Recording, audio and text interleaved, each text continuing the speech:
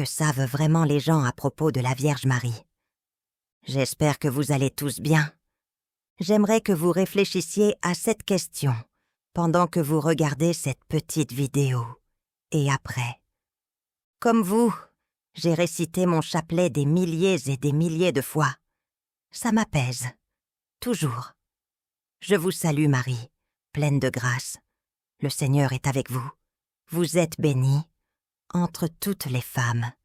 Et Jésus, le fruit de vos entrailles, est béni. Sainte Marie, Mère de Dieu, priez pour nous pauvres pécheurs, maintenant et à l'heure de notre mort. Amen. Je connaissais la prière, mais pas son origine. Jusqu'à ce que, il y a 25 ans, je commence à étudier l'œuvre de la vénérable sœur Marie de Jésus d'Agreda, intitulée « La cité mystique de Dieu », et plus récemment, en écrivant « Béni soit son nom », qui est l'histoire et la vie divine de la Vierge Marie. Mais que savais-je vraiment de Marie? Je me demandais comment et pourquoi Marie était née, et je ne l'ai appris qu'en étudiant l'œuvre de la cité mystique de Dieu. Cette partie, tirée des instants de la création. Chapitre 11. De béni soit son nom, et je vais paraphraser cela. Avant le temps, quand Dieu a réfléchi à comment et pourquoi il se révélerait, sachant tout ce qui arriverait à ses créatures jusqu'à la fin des temps, il savait que le premier Adam et ses descendants allaient retomber. Il a trouvé un remède à ça. C'est comme ça que Marie et son fils ont été créés. Ils allaient en naître sans péché, et ils seraient capables de souffrir et de se sacrifier pour les péchés de tous ceux qui les avaient précédés et de ceux qui les suivraient, pour que tous puissent récolter les fruits de la vie éternelle avec lui.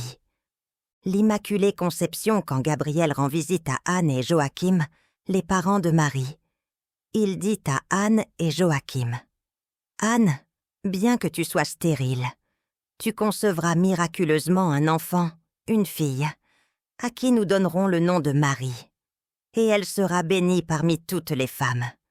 Toutes les nations la connaîtront comme la bienheureuse. » Et le moment le plus sacré, l'incarnation, lorsque Gabriel rend visite à Marie, nouvellement fiancée à Joseph.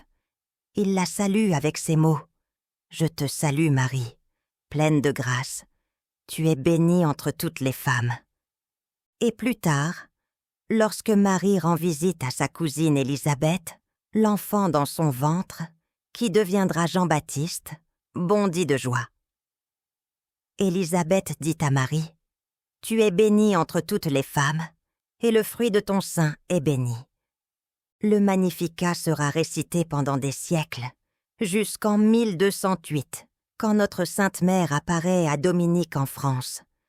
Elle lui donne une nouvelle prière, le rosaire, et par l'intermédiaire de Dominique, elle donne des mots qui amèneront les gens à tourner leur cœur vers son Fils. Et à travers Dominique, elle nous a appris à méditer sur la vie de Jésus, à travers ses yeux. Avec le temps, l'Église l'a pleinement adopté, de sorte que chaque « Je vous salue Marie » est devenu un doux fil d'amour, reliant le ciel et la terre. Une prière à la fois. Mais encore une fois, je vous demande, que savons-nous vraiment d'elle, à part cette prière? Et bien sûr, le credo des apôtres, je crois en Dieu, le Père Tout-Puissant, Créateur du ciel et de la terre, et en Jésus-Christ, son Fils unique, notre Seigneur, qui a été conçu par le Saint-Esprit, est-on de la Vierge Marie. On connaît ses prières par cœur. Mais que sait-on de Marie? On sait qu'elle est née sans péché pour nous, mais elle a quand même été un bébé, une petite fille, une jeune femme, une jeune épouse et une jeune mère. Mais y pensons-nous jamais? Je vous invite maintenant à venir découvrir qui était Marie, née sans péché, pour nous. Je vous invite à visiter le site themotherofgod.org, Our Mother's House, la maison de notre mère, où vous pourrez écouter, lire ou regarder l'histoire de sa vie. Venez, venez découvrir notre mère. Portez-vous bien. Que Dieu vous bénisse tous et je vous embrasse.